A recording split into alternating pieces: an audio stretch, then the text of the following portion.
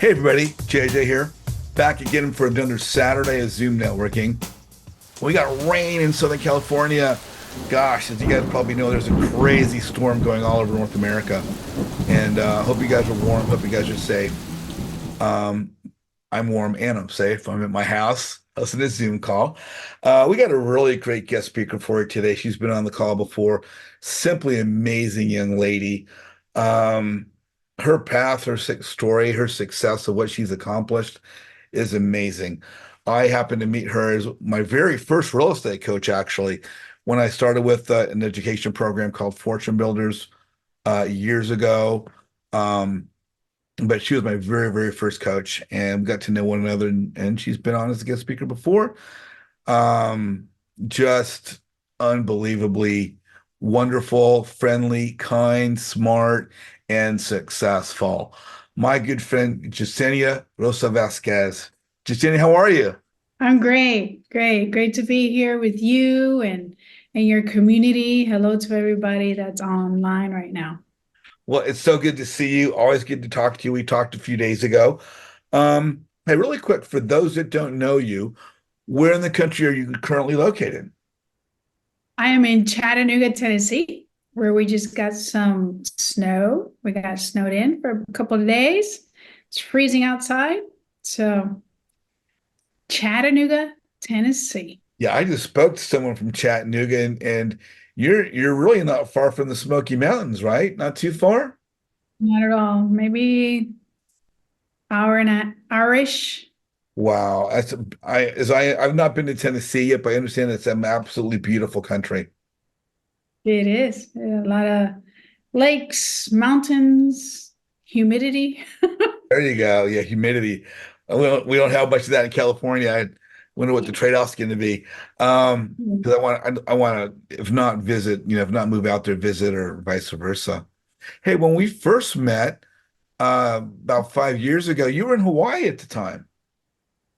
Yes, I lived in Hawaii for almost 16 years. Um, and that's actually where I started the whole real estate journey. Well, let's talk about your start.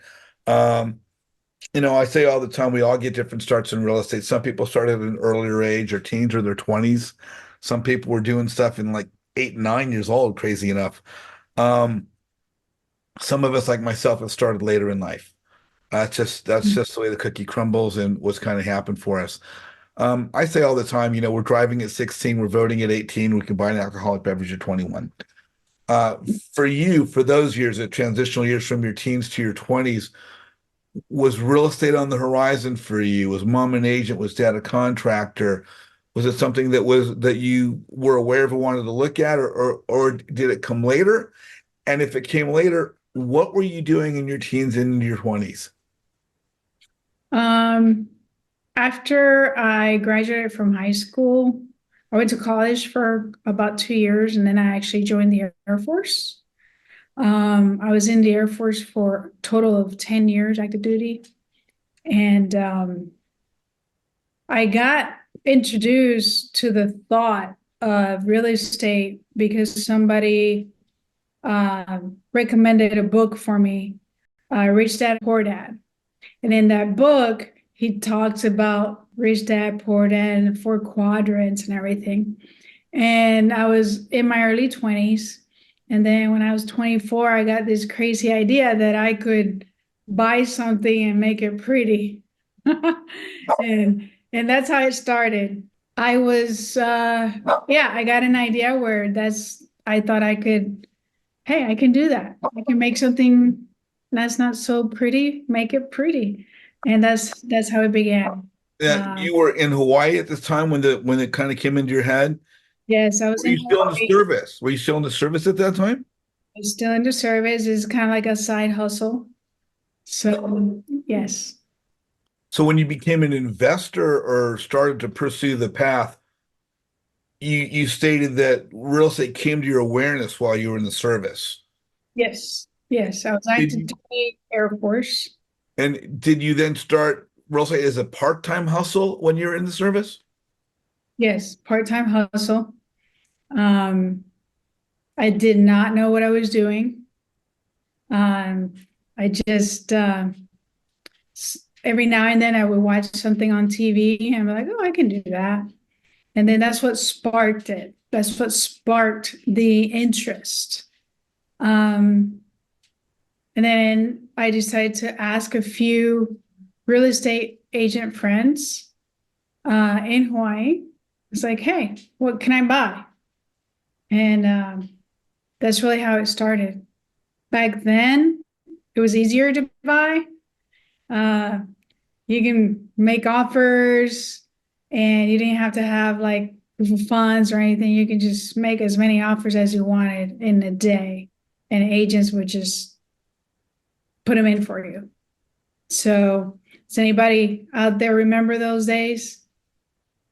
A minute ago. So now, while you were in the service, did you actually become a property owner or Yeah. close actual investment deals when you were in the service? Yes. Oh, good for you. Yes. Yeah, I was able to do some rehabs and then acquire a couple of Airbnbs. This is all in Hawaii. That's where I started in my backyard. That's where I was. That's where I lived. That's where I started. So I always teach to start in your own backyard. I know a lot of people do many things or try to do things virtually and all that. And it is possible. It's just easier to learn the craft in your own backyard. And Now, that's what I when you say the craft, obviously, well, not maybe not obviously, your topic today is from rehab to new construction. So yeah, when you're talking about, so you talk about learning the craft in particular, talking about rehabbing. Because yeah. Real estate, the understanding real estate, understanding rehabs, renovations, the process. Um, and later on, we'll be talking about how you already have a lot of what you need to know about new construction. And that's the mindset that I want to give to you guys today, that the skills that you already have in renovations, you just need a little bit more to learn. And it will, you everything that you know now about renovations is applicable to new construction. So if you want, I think you have some slides today. Do you just want to jump into some of the value that you brought for us today, and then we'll ask some questions later? So yeah, so understanding new construction, that's what I'm going to be talking about. Who am I? So my name is Yesenia Vazquez-Rosa, and I've been a coach and an entrepreneur since, well, a coach, well, going on 10 years now. And then as an entrepreneur, in the entrepreneur full time since 2014. Before that, since 2004 as a side hustle because I was still in the military. So I'm the owner of Blue Coastal Homes, where we've done everything from rehabbing, new construction, buying land, clearing it and flipping it, doing new development, also multifamily, syndications, and also multifamily renovations and rentals. Also Airbnbs, which I'm not in anymore. I sold them all. Um, and I'm also the owner of Yespreneur. Yespreneur is something that I launched in 2020, where I saw the need of entrepreneurs and everybody out there really going into saying yes to themselves after a big shake of thing that happened globally, saying yes to themselves, to their dreams. And Yespreneur is where we help leaders grow in their mind first in here, because everything that's in here is what's either getting you the success that you want or the success or the lack of success that you're having right now. Okay. And a lot of people are scared to talk about that. They don't want to share it. And Yespreneur is an open space, a safe space for people to be able to share those limiting beliefs, break through those limiting beliefs so their business has a breakthrough in monetary, internally for themselves, and it shows in their monetary successes. So it's where leaders grow in mind, body, and soul. So, and in my previous life, I was in the Air Force for 10 years. I got the opportunity to fly around Air Force Two for 8 years of that, as a part of the vice president mission. So many things, some good, some bad. Did my time. I love this country, and I hope that you guys do too. I got out of the Air Force with an IT degree, information technology degree. I was doing that for about 7 years before I went full on real estate. So right now, currently, I'm doing real estate full time, coaching full time. I speak in different arenas. I give back to communities, just like JJ's here. I like to serve and give back and help people win and see how people can actually like win and really bring their dreams to life. I have a master's in organizational leadership, so that's helped with being, having organization and leading in not just one concentrated thing, but in many aspects of it. I believe the Air Force military life helped me with that as well. So that's who I am. And what I want to talk to you about today is pretty cool and simple. I just want to give you a very simple way to look at new construction. So very simple way of looking at new construction, because what I've seen throughout the years is like, for some reason, new construction kind of scares real estate, like rehabbers and renovations. And I found that, when I dove into buying land and doing new construction, I found that I really loved it. I loved the process. I love the clean slate. I love to be able to create what was in here into my design. And it was, I got to stamp it as my design, and I really enjoyed the process of it. So I want to show you what you already do. You already know about new construction with your renovations. Okay, so what you already know about new construction that you don't even know, or maybe you didn't even think about and connected the dots on. Okay, so what is that? What you already know about rehabbing is you're halfway there. You're already halfway there. You know about framing. If you're doing, or if you have done renovations, you already know about framing. You already know about what it takes to, even to just frame a small closet, right? Electrical and plumbing, your insulation, your drywall, all this, and how, one comes after the other and all that, right? The HVAC, the roof, and then after everything is dried in, how you get the kitchen and the design and fixtures and the tile and the flooring and everything put together. Okay, and then how you're doing the exterior work also when you're actually doing this stuff internally inside the home. Okay, so you already know that process. So you're halfway there. That's half the battle, right? So another thing that you also know, if you're, whatever you're doing, whether you're wholesaling, even if you're wholesaling and getting properties under contract, or if you're doing novations, or if you're going directly into rehabbing when you buy these properties, you already know how to deal analyze, right? You already know how to deal analyze. You already know how to look at a property, get comps, look at your renovation costs, know what it's going to cost you to do the rehab, and also your after repair cost, like your after repair value of that home.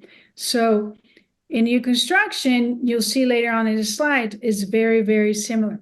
So you already know how to analyze, how to do your budget, and how to do your comps, right? So there's a thing called soft costs and hard costs in new construction. Have you guys ever heard of this before? Anybody? I have, yeah. Awesome. I see some hands going up. So what are soft costs? Soft costs is everything that you do or that you want to do so that you save your butt, like what we do in renovations. We do our due diligence when we get stuff under contract, right? This is the same thing, but we call it soft costs. This time frame, when it comes to, let's say we're, doing due diligence of a piece of property of land, it takes a little bit longer, right? And these are the things that you have to be aware of. You're going to be having to, you don't pay for permits before you actually buy the property, but these are soft costs before you can do any movement on any little rock, any little dirt, anything at all, any movement to that piece of land. Okay. So your permits, right? Your engineering, you got to have your engineer that does your blueprints and your plans. Okay. Your survey, your lot survey, soil testing is really important. A lot of people want to skip it because it is costly. It's not cheap. And also what I've seen is people that have skipped getting soil testing, they've had to pay more later on during them having, after they've closed and after they've started moving dirt and realized that they have to bring dirt back in.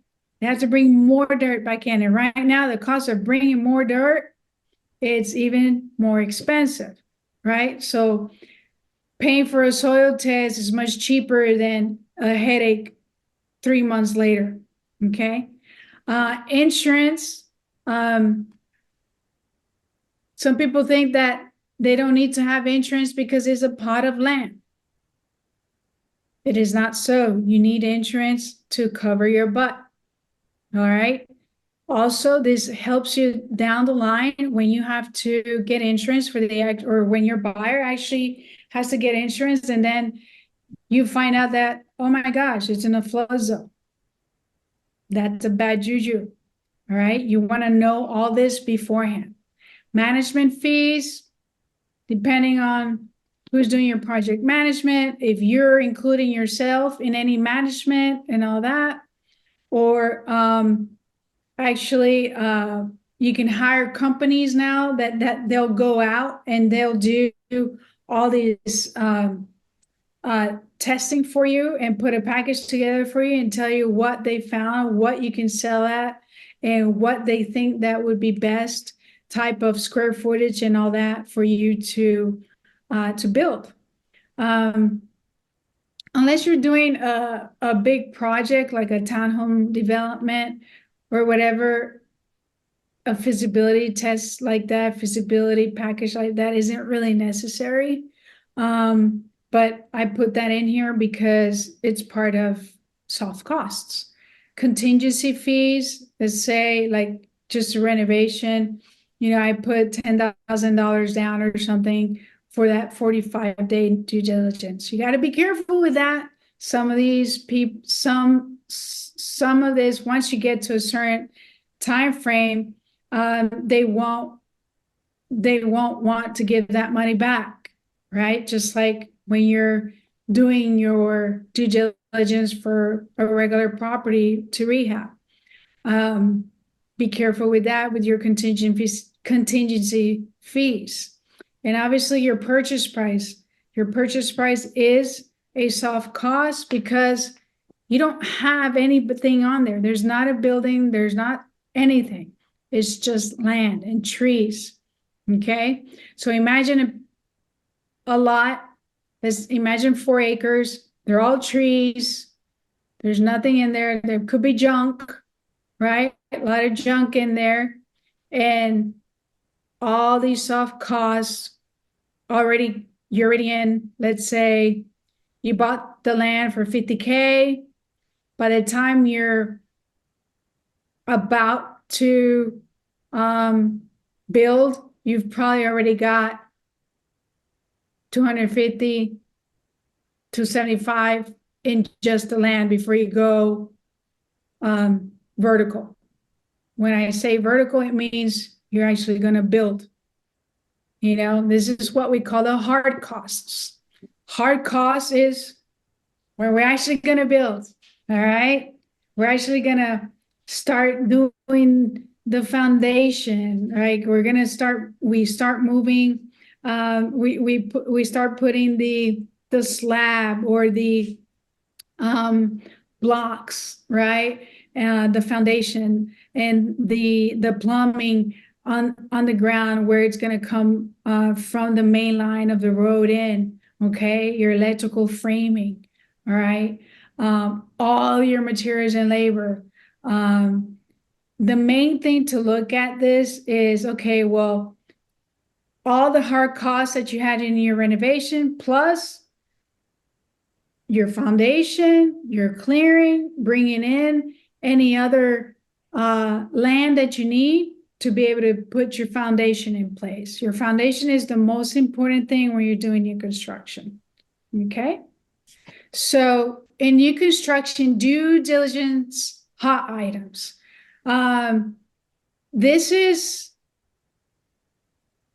again, I've seen people that have put like not importance into this. Like right now, I have a friend of mine that bought a piece of land. They wanted to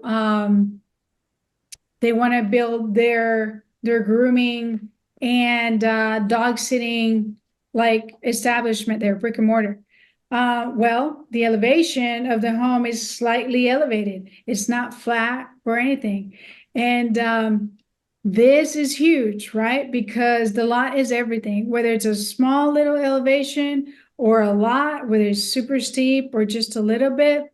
You always want to do your due diligence and know and have your engineering team really tell you what they think the depth of that is. And it comes out in the soil testing and from the engineer.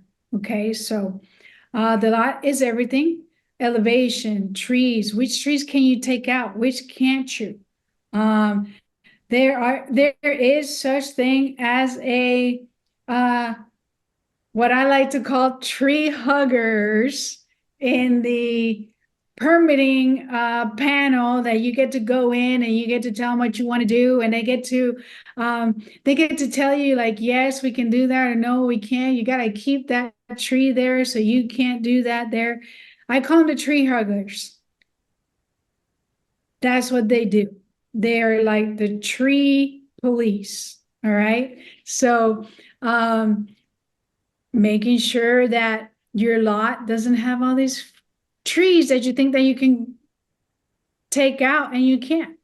Right. Electrical posts, are they already there?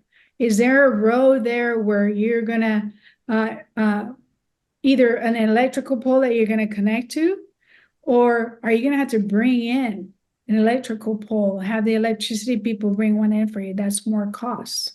Again, the soil, city sewage, right? Is it connected to city sewage or not? What's the water flow? Where's the water flowing into that piece of land? Okay.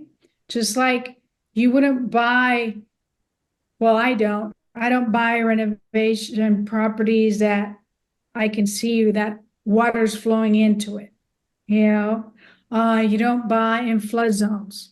If you're going to buy a house for yourself to live at, you don't want to buy in a flood zone. Okay. In Hawaii, we had volcano zones. When I first started doing new construction in Hawaii, I had to learn where the lava flow of land, the lava flow tunnels were on the land, and make sure that I didn't buy a piece of land where a certain lava flow was. So that was really interesting to learn. So know what you can or cannot build on that lot. Where do you find this information at? In the permitting department. You're probably talking and making relationships with the people that you're already dealing with for your for your rehabbing, right? These are the same people.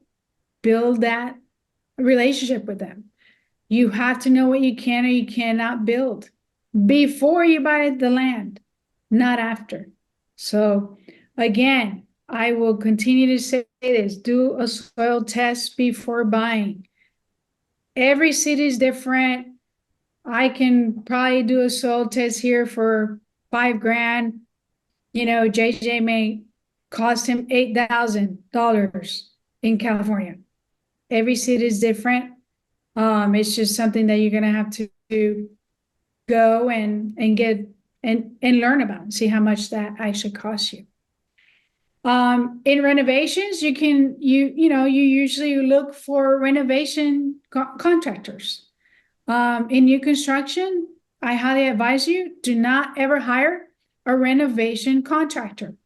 Okay? There's a big difference, huge difference. So if you want to add this strategy into your business for this year or in the future, start talking to new construction contractors already. Start building those relationships. Okay. Again, the permitting office is your BFF. It's your best friend, whether you're renovating or whether you're going to do new construction, or even if you're just going to buy a piece of land, clean it up. Okay. The permitting department is still your BFF. It doesn't matter if you're going to build something on it or if you're just going to go move dirt, clean it. You will still have to go through them to get permits for clearing land. You may want to implement now, you may want to implement later. Either way, how I started was I get bored. I like to learn things. I like to keep learning. And, I was doing renovations and I had fun with it. And then I just wanted to keep learning. Once I got my first check in my first renovation project, I knew that I wanted to learn everything possible about real estate. So you have other coaches out there that coach you, oh no, only focus on wholesaling. Oh no, only focus on rehabs. This is your niche. Oh no, novations or I look at real estate as a huge umbrella, just like I do IT. IT is a world of so many different solutions of IT, right? And for me to be good in IT, I have to be versatile. I have to be cross-functional in the IT departments that I used to work in. Okay. When I got into real estate, I looked at it the same way. I looked at it as like, well, this is a huge umbrella. Real estate is massive. I can learn so many different aspects of it, which is why I actually believe it has really helped me in my business and being successful, because I'm not only looking at one exit strategy. I'm looking at, okay, I have this property. What else can I do? What exit strategies? How many exit strategies can I have? That's how I analyze properties. So when you are looking at lots, look for lots in your area that have utilities already in place. That's how I first started. I looked in lots where there was houses around it already, that there were good neighborhoods, and that I didn't have to bring in the pole myself. That's probably, depending on the city, it could be anywhere from 5K to 8K to 10K out of already before you do anything else. Okay. Second thing, comp out new construction homes. Just like you comp for renovations for the after repair value, same thing for new construction. Look at, if you want to build, if you're designing in your mind, if you want to build a 3.2 at 1,600 square feet, or a 3.2 at 1,500 square feet, look around that neighborhood where that lot is, see where your new construction is. If there's no new construction within like a mile and a half to 2 miles of that, okay, that's not the lot for you. You don't have comps. So it's the same as if you're doing comps for renovation. Make sense? Yeah? All right. Another thing is start vetting your new construction contractors now. Why not? Or you can partner with one. You may be friends already with one, right? I don't know how many renovations you're doing or whatnot, but you may be working with a contractor that you love what they do. Ask them, do they also do new construction? If they don't, that's not the person for you. I advise how I do things. So I advise you, if you have a great contractor that does renovations, he or she has never done new construction, I advise you not to do a new construction with them. There's so many different stories out there. You don't want to be their guinea pig, okay? Get a new construction contractor that will help you understand the phases and connect the dots, and that you're actually learning from them, they're not learning from you. Make sense? So and then really the other thing is, guys, even in your renovation or wholesaling, novations, whatever it is that you're doing, the only thing that gets us success is action. Action, action, action. So we have an intent. We have an intent to do wholesales. We have an intent to do innovations. We have an intent to do renovations. We have an intent to do new construction. If you ain't freaking taking action, if I'm not taking action, we ain't gonna do diddly squat, right? So action is everything that puts this together, okay?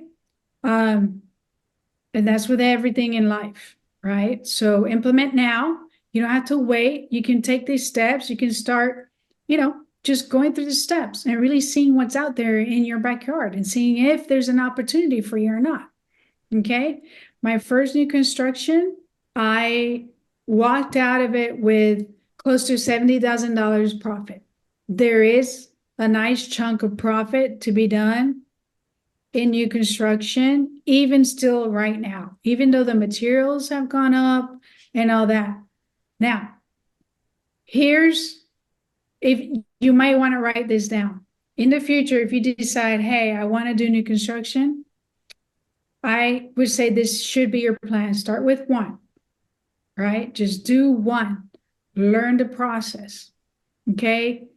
That will probably take you a whole year, all right? I'm just being real with you, right? A lot of cities, they take anywhere from 3 to 6 months for permitting, okay? That's why it's important to know the soft costs, because those soft costs, you're still paying interest of whoever you're getting the money from, okay? Two, after your permitting and all done, that's when you actually get to go vertical, okay? So know your soft costs, the time frame that it's going to take you for those soft costs, add the cost for the PML, harmony, whatever, okay? And then your actual hard costs, okay? What I like to do is I put them separately: soft cost, hard cost, material cost, and labor in my spreadsheet, okay? it makes it so much easier to look at it that way and know where you're coming out of. The big picture of this is, your renovation, what you're doing is mainly, let's just say, for the most part, you're focused on the interior, right? The interior of the home, underneath the roof, right? Above the foundation. Okay. Some advanced renovating flippers, we do a lot of foundation work already, a lot of roofing and all that. But what I see out there mainly are people that are doing only like quick cosmetic type of stuff. Okay, so that's one view. Now look at the view of, well, put this renovation home on a lot. Well, you can't put it on there. Why? Because you've got to flatten the land. Okay. You got to bring electrical in. You got to tap it into the sewage. You got to then do the foundation. Okay. And then the plumbing goes in, electrical and all that, the roughing, and then you get to do all the interior stuff. That's all it is. It's super simple. It's just a different steps to look at it. This is me. I'm actually giving you my number. I do it because most people don't do it.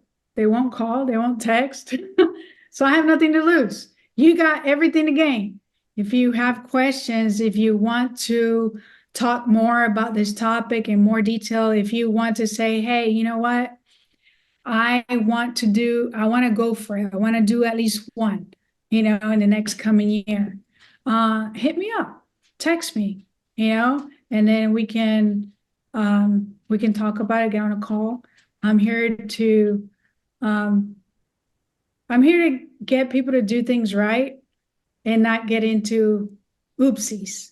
Okay, I see too many people getting into oopsies out there, and it's really sad. Even with renovations, I know a lady that just recently, poor thing, bought a home, renovated it, put it on the market, got an offer, and the poor appraisal came back at the price that she bought it at.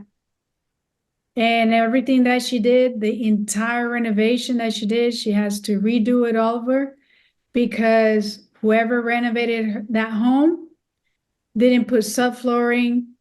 There was mold everywhere. It's a mess, guys. It's a pure disaster for the lady, and that breaks my heart. I think we got to really kind of hone down on what we're really doing, and I want to help people do it right, finding the right people, knowing exactly what to look for when they're actually getting themselves into a project. So I hope that this was easy to understand. And I'm all yours on questions. Dale Emery, you are on with Yesenia. What's your question?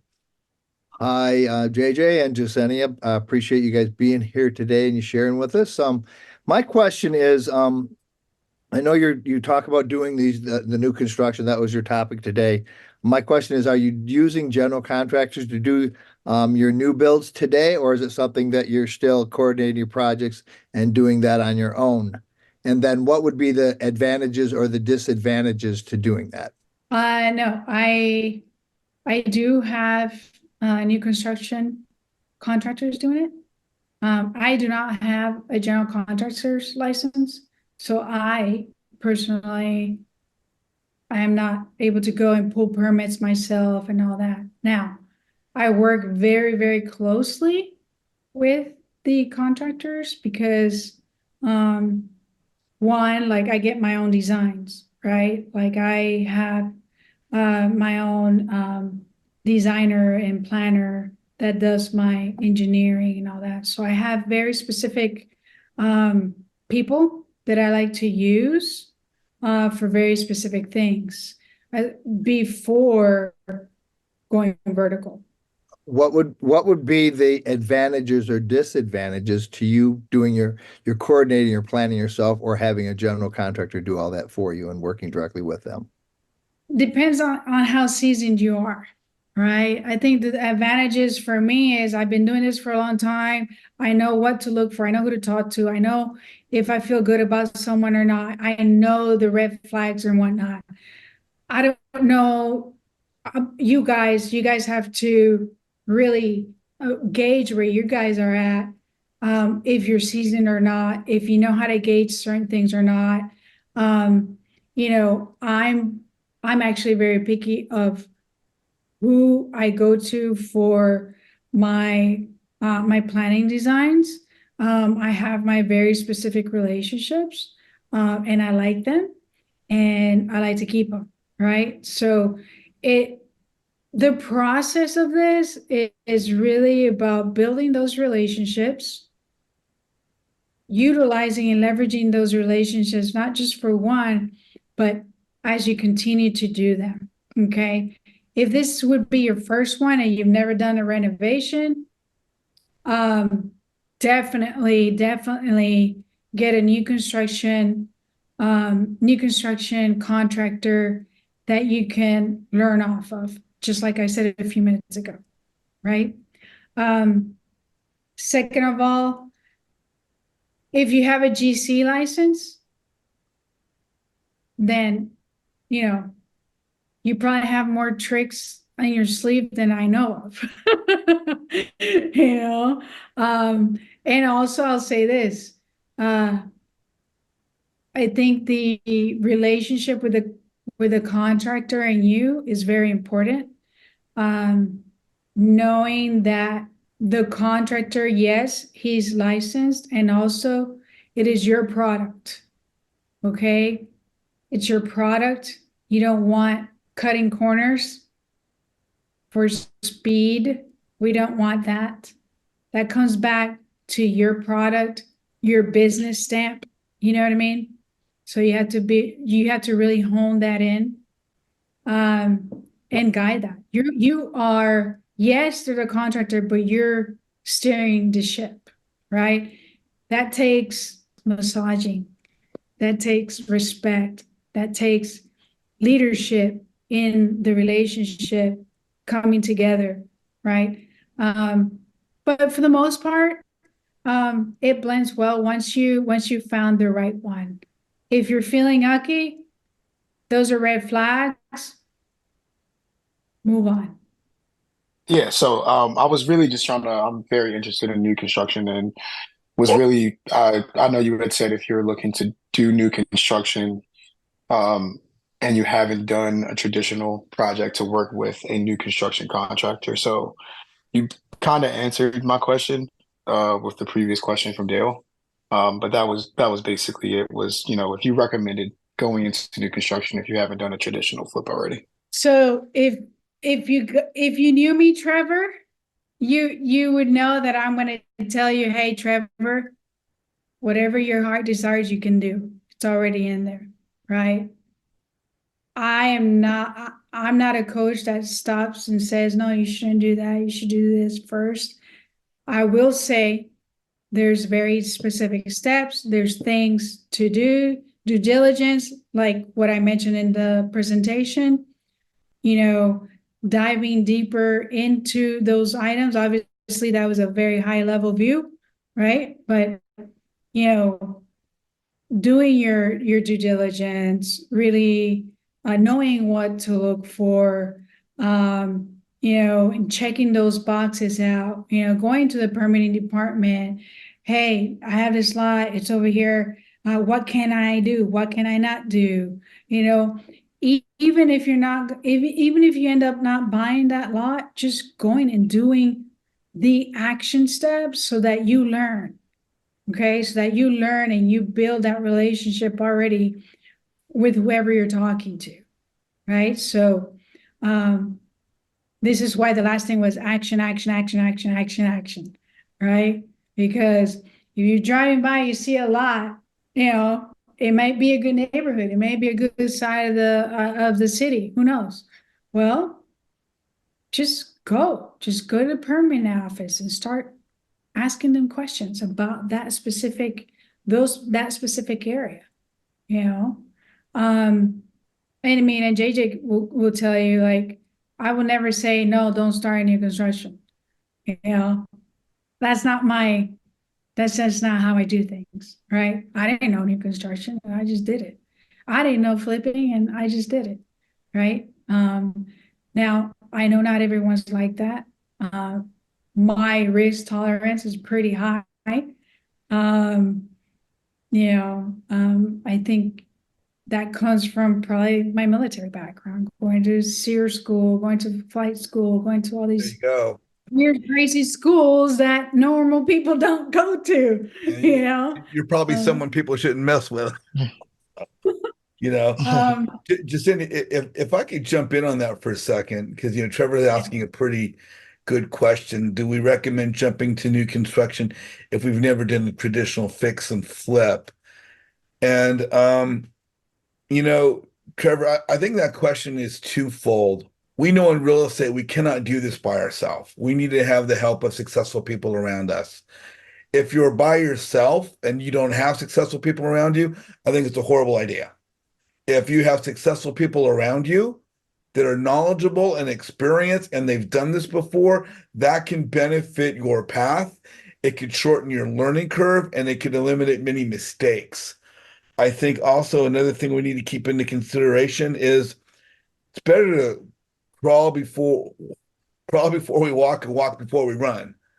And if you're doing new construction, you're running. You're running with power tools in your hand. If you're doing a fix and flip, you're, more going from crawl to walk. I know right now I'm rehabbing a 4,000 square foot home in Southern California, and we've actually taken all the drywall off the walls to replace the electrical. The electrical's 65, 70 years old. As we've done this, we've exposed corners of the house where sliding glass doors come together and the framing above the doors was not done right. It was actually a safety issue. So fortunately, by taking the drywall off, my contractor knows all about headers and all that stuff, and they're going to fix that properly. But as Yesenia said, you know, part of doing new construction, much less rehab, is having people to work with that have experience. And if you never done something before, you're going to have limited experience, meaning you don't have a lot of people in your network to pull from. And if you're going to do new construction, you're going to need to know about certain parts of structural support. And again, that dealing with an architect, dealing with engineers. Um, when I just personally think working on this 4,000 square foot home right now and having done rehabs, that the amount of difficulty, the amount of challenge, the increase in scope is exponential when you go from rehab to new build. And if you don't have the experience, and experience a lot of times means having the relationships. Are you networking? Are you meeting people that can help you? Because if you don't have, and I say it all the time, you need to build your network before you start your business or as you're starting it, but before on something like a new build before you pull the hammer. Because boy, take my word for it, the unexpected costs can rise exponentially. So those are my 2 cents, Jasenia, on the new build question. Nisha, you're on with Yesenia. What was your question? Yeah, so I guess I don't really have a question per se, but we're looking at a bigger project. It's a triplex that would need to be bulldozed and then put 20 more units back up, and then a part of those have to be affordable living. Anyway, so we're going through the motions of that, but the only thing I've ever built was a single family house, right? So it's a little scary. Is there Mhm. anything that Jasenia, about maybe multifamily? I mean, and if you don't, would you imagine there's a great deal of difference between that or That's, what? yeah, totally. Yeah. That would be something that I would actually go and get a feasibility package done, you know? And have that type of expertise part of my team to see if my vision for it fits that property or not. You know, Mhm. I just kind of want to, like when I was talking in the presentation, like it would be a soft cost, but it's very, very, very worth it, right? Because then you already have something to go off of. Hey, this is really going to bring me a return on my investment or not. This is in California. Yeah. I can't remember the name of the town right off, but yeah, it's right outside of Los Angeles. It's a more desirable area. I do know that. I don't know if California is giving like grants out for things like that or whatever, but plugging in even more into, like the city personnel, the people that are We making these did. decisions We and talked all to the that. planning and zoning, and so if we wanted grants, all of it would have to be affordable living, not a portion. So no problem though, but like this one, you can do 20 units, so it would have to be three that would be sold 80% of market value. Yeah, Gotcha. because it's 1.5%. So three of the units would have to be sold 80% of the market value of the units, and the rest, the other 17, can be regular. I'll say this for everyone that's on, when you think about what you're doing in real estate, it doesn't matter what it is. Um, it's all about profits, right? Are we going to make a profit? What kind of profit? How big is the profit? For all this energy and all this planning and all this money that I would have to be putting in and all my time, is it worth to do this project or not for the amount of profit that I'm getting? Okay. The reason why I say this is because we get into I want to make this looks great. In our mind, it may look great, but the numbers is really what counts. Yes, I understand. Because I've looked in affordable housing, and I can't make the numbers work. Right? Yes, it's for a good cause, and also all the time, all the costs, all of this. At the end of the day, is it really a return on investment? Even though I really want to create something like this, you know, maybe there's something else that we can do with that lot. Maybe we can create something for maybe senior housing that could bring a bigger return on investment for all the time, all the money, all the work that we're going to put into it. Okay. I don't know if this is that case or not, but I wanted to put it out there so that you guys can really have a bigger view of, hey, yes, we can do so many different things. And also, let's not forget why we're doing this. We're doing it for time, money, freedom, right? Mark Presswood, you are on with Yesenia. What's your question? Thank you, JJ. Thank you, Yesenia, for the presentation. Hey, one thing that came to mind is the construction loan. Where would somebody find something like that? And will they need like a sponsor or somebody to help you with that? So there is construction loans out there. When I first jumped into this, I'm very transparent in my journey, and I'm going to share it. It took me 6 months to find someone to say yes to me. Okay. But I found that one. Okay. Now there's way more people doing new construction loans and stuff like that. Also PML, like dive into raising funds and really getting people that will lend money to you for these different type of projects. There's plenty of people out there that will. Now, I've had to give equity before, others I haven't. Depends on your audience, what they're going to want for the money that they lend, right?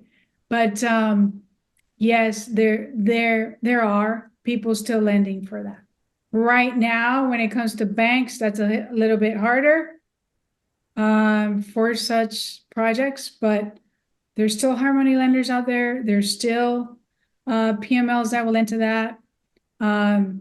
If you need anything and anybody on this call needs any kind of, hey, can you send me something on this type of loan? Just reach out and I'll send you a list of people to reach out to.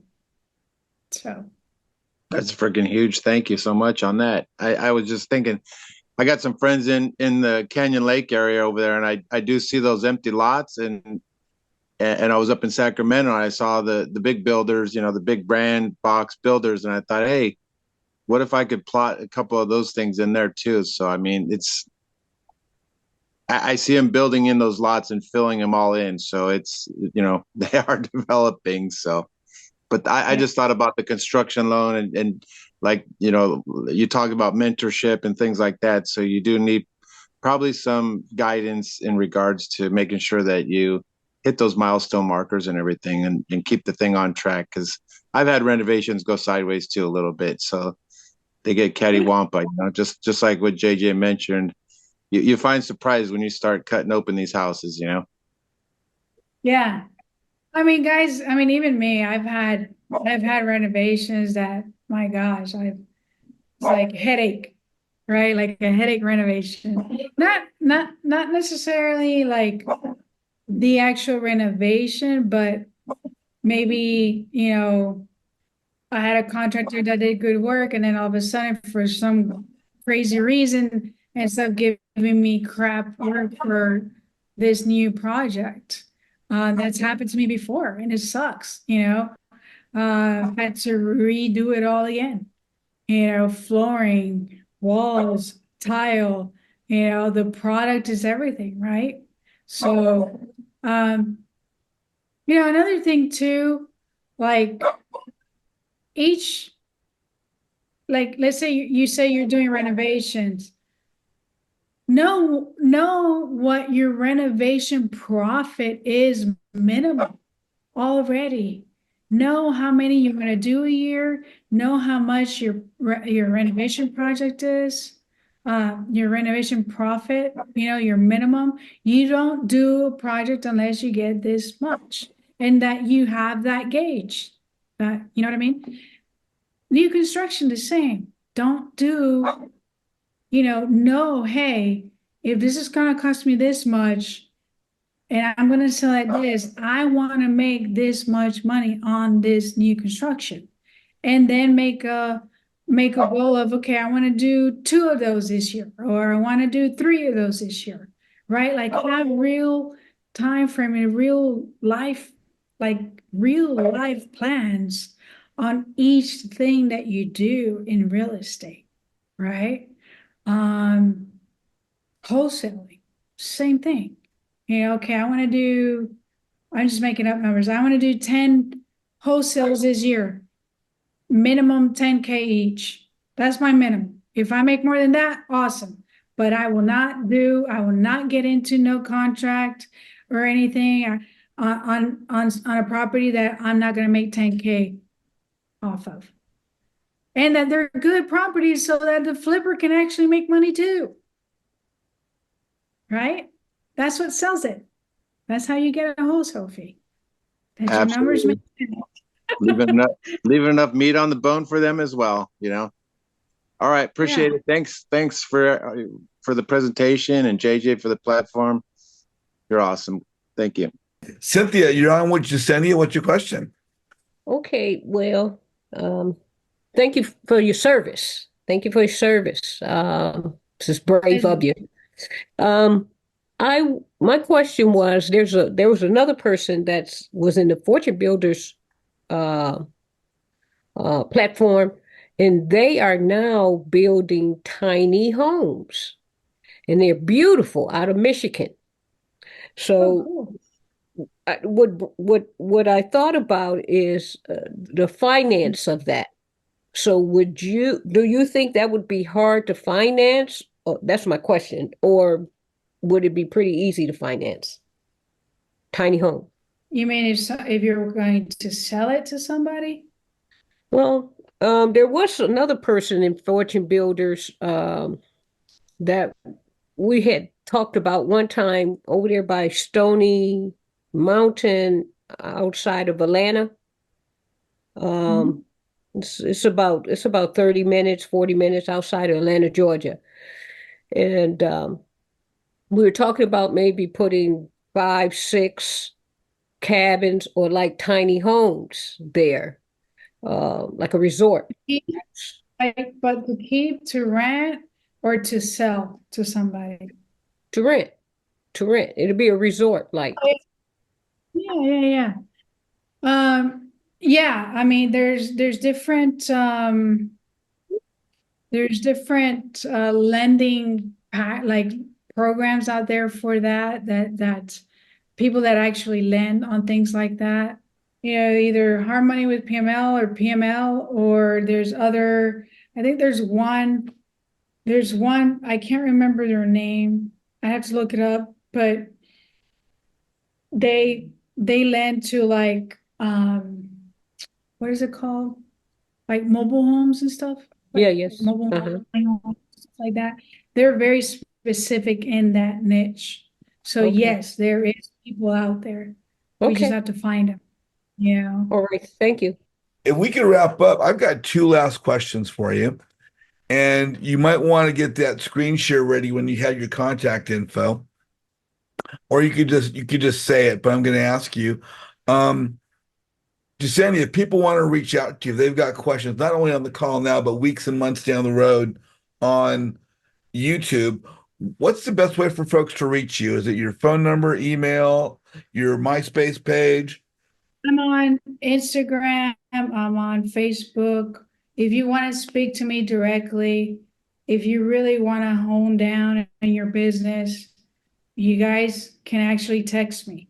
I will get the actual text.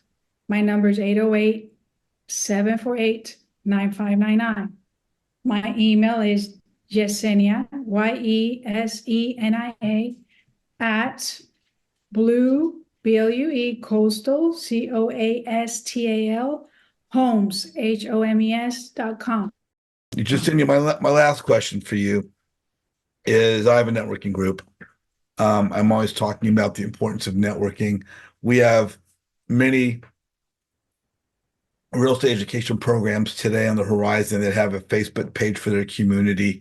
We have brand new investors and experienced investors coming to social media all the time to be a part of these communities of which they're getting their education. Some people are using social media to network and build their business, and some aren't. From your experience as an experienced investor and a coach, successful entrepreneur, what is the importance of networking to the success of the real estate investor's business, those using social media? And what's the importance of using a group, possibly being involved in a group like mine? Well, I mean, I've seen you from like the beginning, right? So what you've created is amazing. It's a group of people coming together, people that actually support one another, people that actually want to see each other win. You know, it's a community built by your community, right? Like you guys are really community, you know, like you're really connecting. It's about connection and relationships. Real estate is about relationships, you know, wherever you're at, whichever state, it doesn't matter. It's about relationships and community and support, right? I love this community because you get people that really come here and we really want to see you guys win.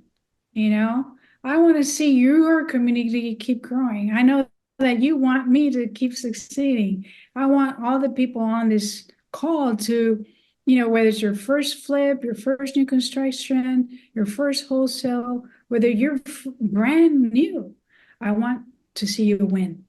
I want you to have that success, that if real estate is your tool for your trajectory, that you win, right? I like to win. I want to be around winners, Exactly. Um, Exactly. I do have a competitive inside of me, but it's really about competing against me because I want to help to continue to keep growing.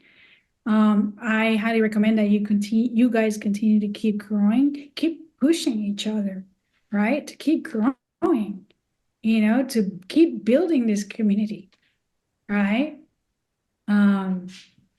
Connect, being connected Yeah. is, and real connections, not fake ones. Yeah. And that's what we really try with our Real. Yeah, we really try and reinforce that by honestly getting to know people, not just, I say all the time, don't just add people based on mutual friends, but get to know one another. If you guys are watching on YouTube right now, please click like and like Yesenia's video.